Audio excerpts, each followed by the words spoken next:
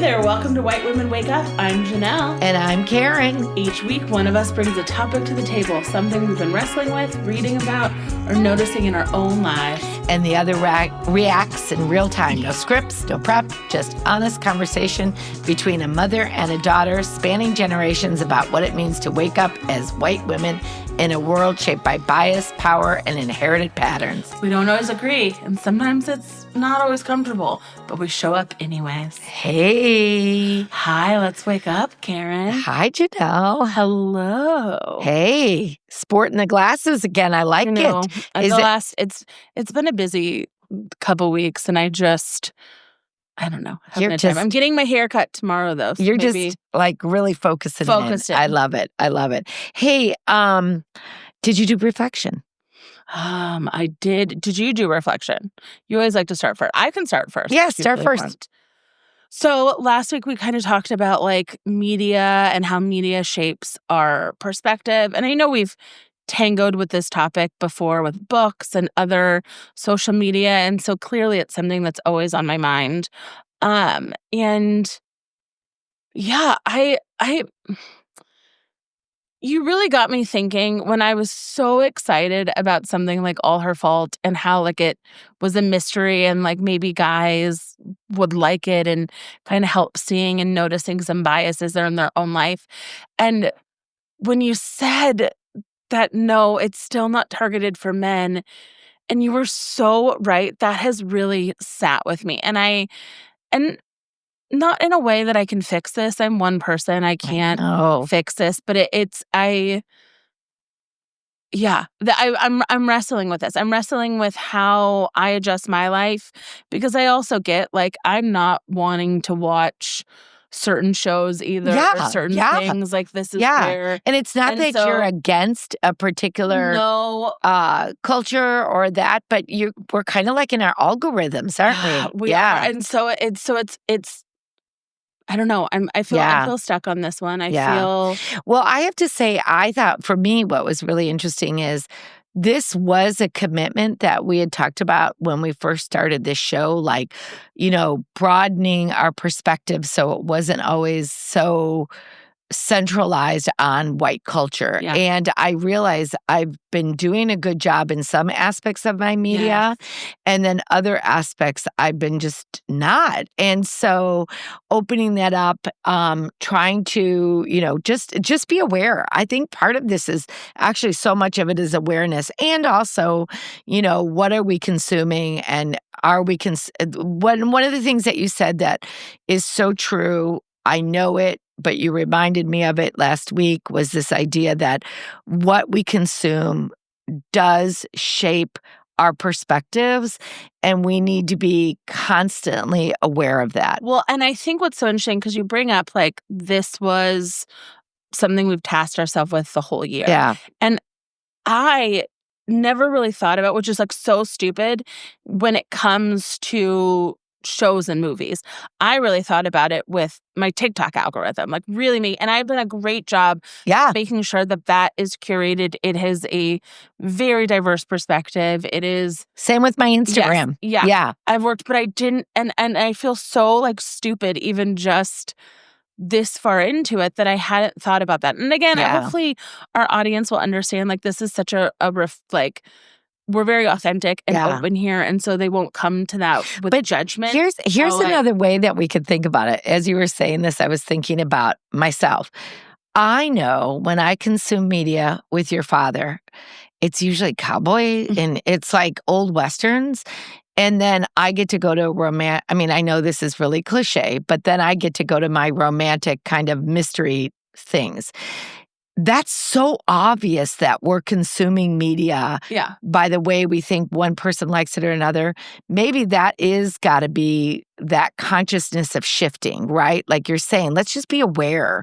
And maybe it goes back to our bingo cards, like next year I need to expand my bingo card and look at culturally diverse movies or media. Yeah. Oh, you're right. Yeah. I was going to add classics again to my this is what opened this up. I enjoyed, but that's a good one to add. Have goals. Oh, diverse class, like ones that are, Who knows? You don't have to say it now. Okay, wait. Another thing, though, that I forgot to bring up last week. Oh, it's all coming back to me. I forgot to bring up last week as it comes to tropes and I think things that we need to be aware of that are subtleties is when there are bad guys in movies, we always pick a demographic. We can't just be so in the Goonies, it was Italians were the bad people. Yeah. So but if you look at so many movies, it's the Russians or the Italians or the Albanians. It's fascinating that we have to pick. Or women. It's fascinating that we have to pick a demographic though, and it can't just be this person is bad. The industry The always character. has to identify them with some different, some specific trope of a thing, of a human. And so I think the big thing is being aware. Yeah. It truly is being aware, but it's also, I don't know. Okay. My topic.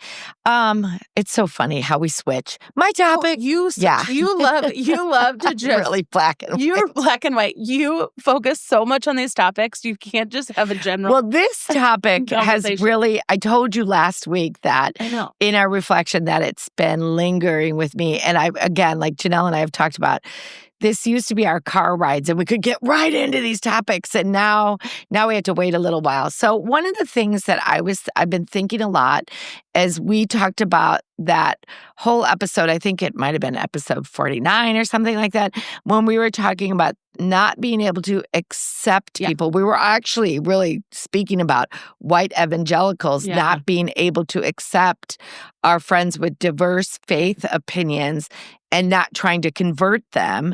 But it also goes deeper, like trying not to convert everybody or making people stick with our own perspectives of values. So I was thinking about this language of acceptance, and I feel like this is a place that I've been working on for a long time in my life. And one of the ways that made me start thinking about it was, first of all, my family systems, or grandma, she went to Al-Anon, and we also did Melody Beatty's Codependent No More. So we really did look at, ways to look at ourselves differently than looking at the other. But what made me think about this language of acceptance is how really hard the pre-work of going into accepting. So in other words, you can't just jump into accepting people. There's a lot of pre-self work, and a lot of it falls into grief work. And so anyways, I found a theory, because you and I, we like to listen to theories or bring things in, and it was called self-discrepancy theory, done in 1987 by Tory Higgins. And what it is there's a gap between who we are, our actual selves. There's a discrepancy. It's a self-discrepancy. Who we actually are, what is the ideal self, and what do we think we should be or ought to. Okay, so this is what we own in ourselves, okay? There has to be a discrepancy. Yeah, there's usually a discrepancy. Okay. And this is that theory. And it then gets translated to you and I, because we start perceiving people based on transit. That gets so in other words, I project there's my actual self, but then I start projecting my ideal self. Okay. And I projecting myself that I ought to be. These are conversations that I have out loud. Okay. And you, as the observer, begin to own these things, and you create these expectations of me, or others do. So, for example, let me take this out of that theory for a second. Think of an expectation that you may have had of somebody. Okay. Did they say one thing that made you think that they could fulfill that expectation? Yes. And then did they meet the expectation? So often, no. So often, no. And that's exactly it. And so you've just described my never-ending plight as a neurodiverse person who expects people to literally be who they say they are. Their actual self. I don't think this theory applies to autistic people. Well, the problem is this has been my continual issue with am this, I say this, I do this, and so many people around me don't, and it's so confusing. Actually, you've owned the theory better than I was even able to understand the theory. So the challenge is we have these three sides of ourselves, and they really do fall into these languages. There's a discrepancy. Yeah. But why? I don't know why. That's just who we oh my are. gosh, I want to go. But the don't challenge. say we here. Okay. I want to know about the your challenge is holistic brain. I'm going to use the language of I. So I then portray myself a certain way. Those that love me or are around me then create these expectations. I should live into them. I've said I'm that person, but I often don't live into them. And so then or not that I don't live into them, but there's this complexity of who we are, right? And so we create these expectations of people. And we want everyone to live out that expectation, and they don't often, or they don't. And then we start grieving the loss of what we thought was going to be. Oh, yeah. So the grief, and that's why my entire life. That's why we can't accept them. That's why we can't just accept people. So the thing is, it's complicated, right? So think it through. I have my It's not complicated. Yeah, this is very clear. but this is so. So when I was saying this language the other day about how I want to can't we just accept people? I forgot about the work that I've done prior to the accepting, which is to stop expecting, to stop having certain narrative stories around what I thought that person was like or was going to do. It's a lot of internal work, and it's also some internal grief work, right? Yeah. I remember a friendship, for example, that I had with someone that one of the saddest parts of losing this friendship was not so much who that person truly was, their actual self. It was what I projected on them, the story that I actually thought they were going to be. And they never were that person. They never were. But what I had to do was turn around and start accepting them for who they actually were. But I think the tricky thing, there's a couple things like playing into this, is the way you're framing this feels like it takes responsibility off of the person who is not authentically being themselves. Like, in my mind, that's the first piece in this. Like, why? And I'm understanding you can't change everyone, and that I think the thing is, I agree with you. I think it is that, I think deep down, we would all love to carry out our ideal self. I think But I don't understand why people don't. So there's this discrepancy in, I'm sure so this is there's a discrepancy. So anyways, but no.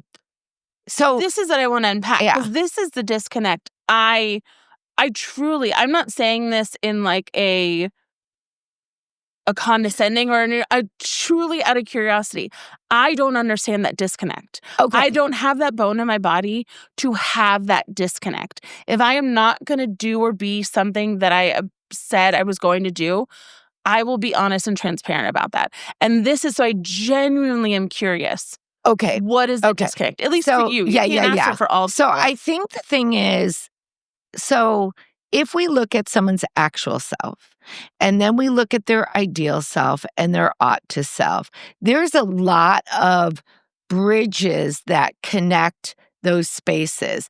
And some of those spaces for the person, now I haven't broken down this theory, and a therapist would come back and say, wait, there's the discrepancy. But the thing is, I think the challenge is, think about it in these bridges, that someone has a sense of what their ideal self is that is different than what your sense of their ideal self. I understand the concept. Yeah. That is not what I understand. The concept. My entire life has been analyzing people to understand this concept. Yeah. That people are not always who they say they are. Yeah. That is not the question I'm asking. Why? Why do you have, like, why does that? That's what I'm saying. Like, question. Why? I don't know why. Because that is the thing that has always actually what's really there are interesting. Not three sides to me. There's one side of me. I don't understand the combination of societal pressures to be that. Like, I will always I me. think you're And looking at the complexity of human nature because, okay, so I think I'm looking at the complexity of non-autistic human so nature. if someone wants to do a research therapy thing I'm or sure there's a research ton of something, therapy on this. no, I There's a ton of started research on looking this. up then how does this self-discrepancy theory affect our relationships? Yeah. And there isn't a ton of research. But So then did you just pick a weird theory that no, but research the thing behind is, it really does, because the way I see it, and maybe this is our abstraction and we keep doing bridges, but the way I see it is I have my actual self, I have my ideal self, and then I have these selves. I have these kind of selves. And each step of the way, I have a vision of what that's going to be. And that vision has discrepancies. Okay, now there are so many variables of the way I see the ideal and that you may have. There is no way we're both going to see the same story in each other. Okay? Yeah. So you now start projecting, or you have expectations on me that I can't meet. But this is where it goes back to, that feels like it's putting it on the onus of the other Well, person.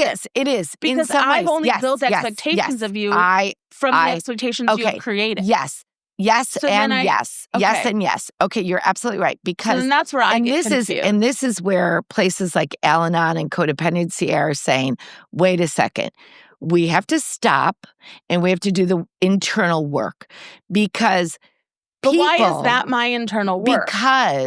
Because we have to stop projecting. But I'm not projecting our expectations on other people. That's not what you're saying. No, that's what I am saying here. Oh. Yeah, that is what I'm saying. Said. Because I'm painting a picture of someone when, like, for example, we could talk about the church conversion. They came to church with me, so I'm assuming that they may want to change their faith. That's my expectation of them. That's different than what you said. Okay. So what you were saying was someone creates an expectation, you believe that expectation, and they don't live through it. Oh, I see the difference. And so I'm like, I don't understand. No, I don't think people actually they perceive their ideal self. They perceive the way that they should be, and yet, in fact, living those things out often is very complicated. So in my mind, these are two different things. These are two different theories. I can give you an example. My ideal self would be someone that, like I did it today. I went to the doggy park. Be at the doggy park. Take my time. That would be my ideal self. My actual self is someone who's working their butt off. I'm always in a hurry, and I'm pretty impatient. Now, you would be confused if your expectations were my ideal self. Yeah, but this is okay. I think we've circled the wrong point. So, anyways, okay, let me go back. But those are two different theories, though. Yeah, you're talking about one theory where you're not being yourself, and then you're talking about another theory where you're projecting your own ideals on someone else. That, I think, is what you're trying to get at. A little bit. Projecting your own ideals. A little bit. Because I can't do anything about if you project this person and then you don't follow through with this I don't person. live in it. I can't do anything about that. You can't do anything. And to tell me not to trust you, which is what everyone says, then I don't trust anyone in the world. Then you literally don't trust anyone in the world. Trust, I didn't do research on trust because that's part of it. But I do. But I did do research on your grief. own expectations on someone. I did do research scenario. on grief. But one of the reasons that they're saying it is like, okay, so let's I get what you're saying. Grieving relationships. So I say that's a really big thing with the breakup. Is you're not necessarily grieving a person. You're grieving the future, the expectation of the future, the story. And so I think that this is what, when I was doing the reflection a couple weeks ago on accepting, I had forgotten all the grief work I did. Yeah. That I didn't just accept who your father was. No. There's a lot of grief work that I had to go through. But that being in relationship with this particular person meant some positive things, but it also meant letting go of a lot of the things that I thought he might be. And this is where I don't think your theory corresponds to what you're actually trying to talk about. Because that is, again, no. Your theory is about the self, but what you're trying to talk about is your projection of other people. So you had all these projections and expectations of who dad should be. I think that theory... And I don't think that's wrong. I think we all do that. I think that theory makes sense in that I'm coming into my life with who I actually am.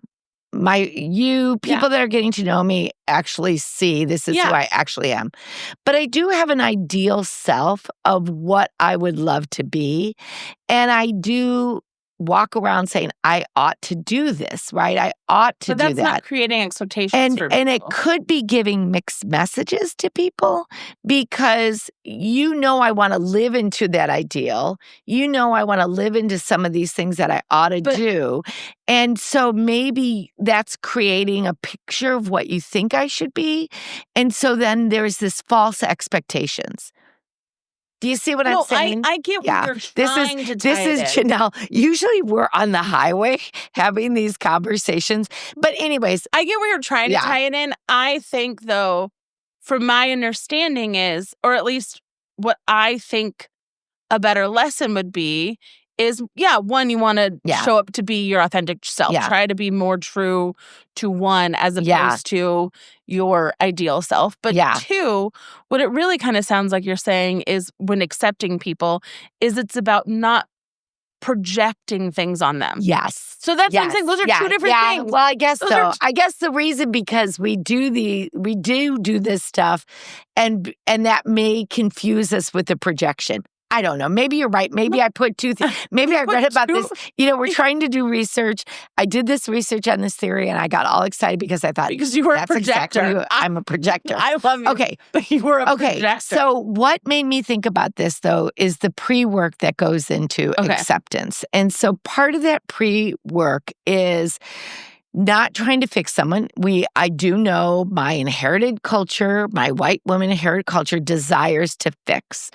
And so I will project an image on a projected narrative, a projected expectation, project a story, something. I will do some sort of projection on what I either think the person should be or what I think the results of the relationship should be or the event. You could slot something in there.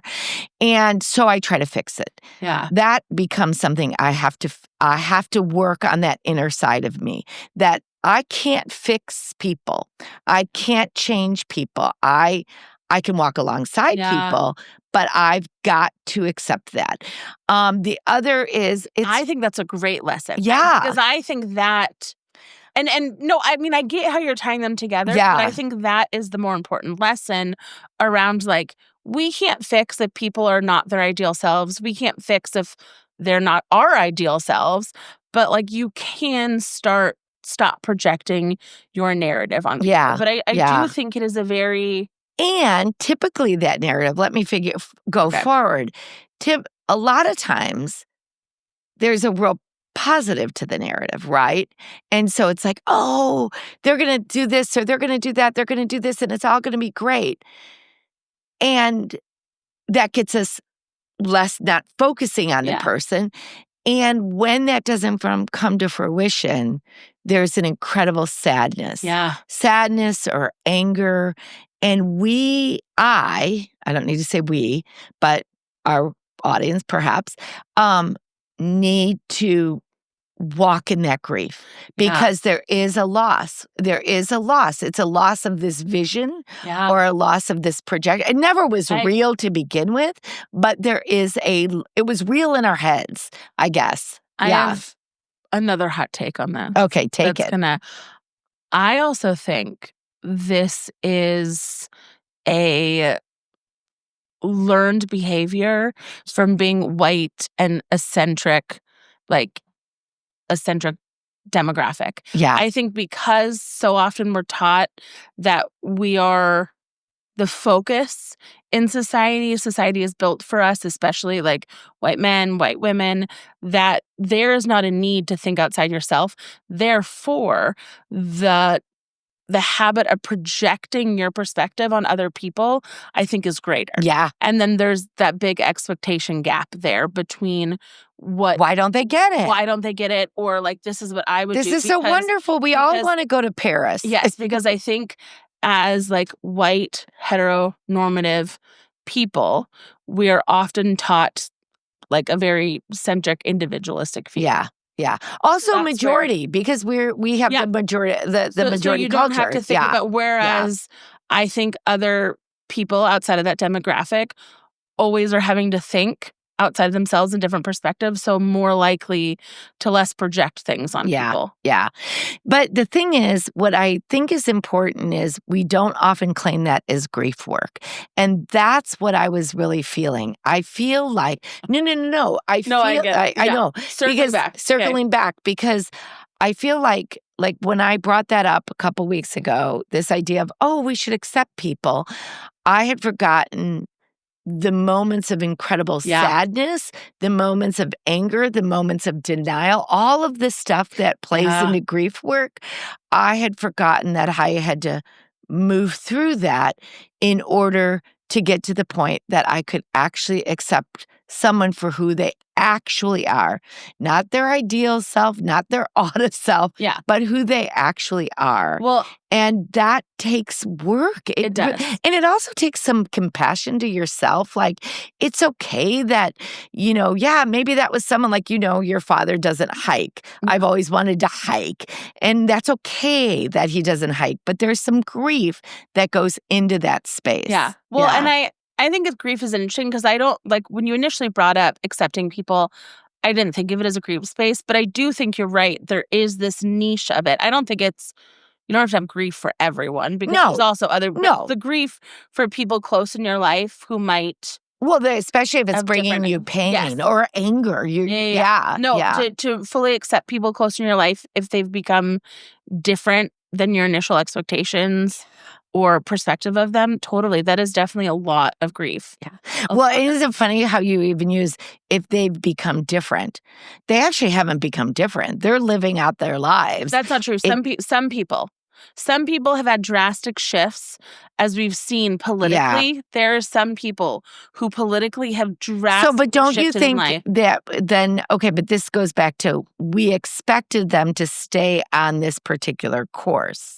Yeah, so then they've changed. So our expectations. No, I think there's some people who have drastically shifted views in this political. Yeah, absolutely. And so that is a change. Yeah. So grief happens with change. But the thing is, we don't have to agree with their political views. No, I didn't say that. But it's accepting that. I said grief. Yeah. I said grief and change. Yeah. And you said, did they really change? Yeah. And I said, yes, some people do change. So one of the things, there's two things before we end. I wanted to talk a little bit about if we don't do this grief work, okay? Yeah. And it would go into the point of trying to accept that this person has changed. They no longer fit the narrative that you thought or you projected on them.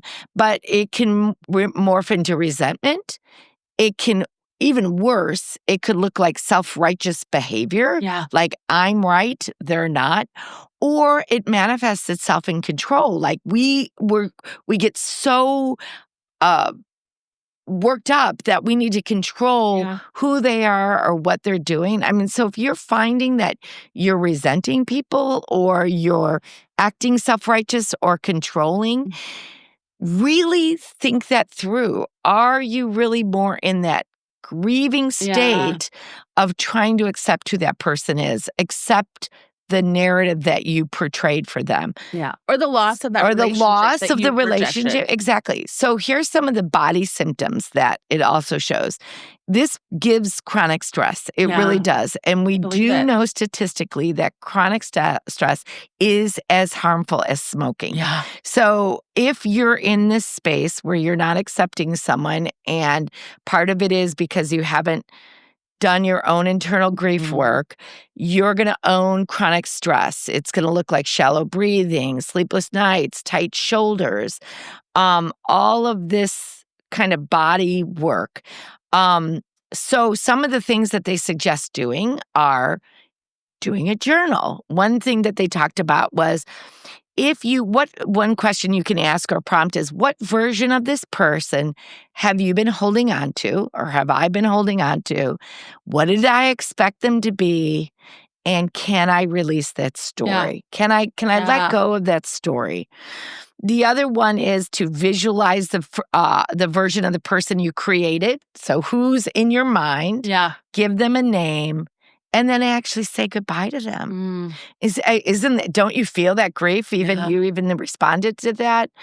And then the other one is, obviously we know this a lot, but it's the practice detachment and love. I'm expecting something. I'm holding on to expectations that were never fair. Yeah. That were never fair. No. And that did not allow you to be the person that you actually are. Yeah. So anyways, I just have been really resonating with that. I think it's great to tie it into grief because I think so often people only see grief in like death but like, again, someone who's been single and has gone through her fair share of breakups, it's so oftentimes like my married or coupled friends don't understand the full grief of a breakup because it's not in their narrative, and society doesn't see it in the same way as a death. But really things like that, friendship, romantic, anything where you have to kind of sever an expectation of someone in your life that can be really hard to go through. Yeah. And sometimes it's even like,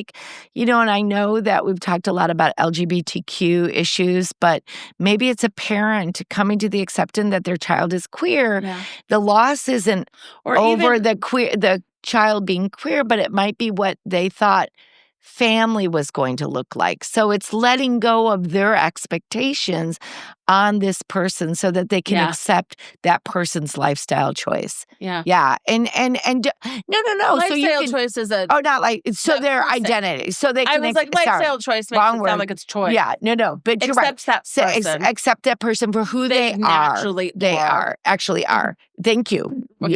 Terminology. Anyways, so I guess the part of the reflection is allowing yourself to do grief work around acceptance. Yeah. And what does that look like? Stop projecting on people. Yeah. But I don't actually, I agree with you, Jonelle. And yet I think maybe if you see yourself projecting, what is that story you're projecting? And can you release that before you go too far? Yeah. So stop projecting. I know. What is that? It's not that easy. I know. I'm saying it is.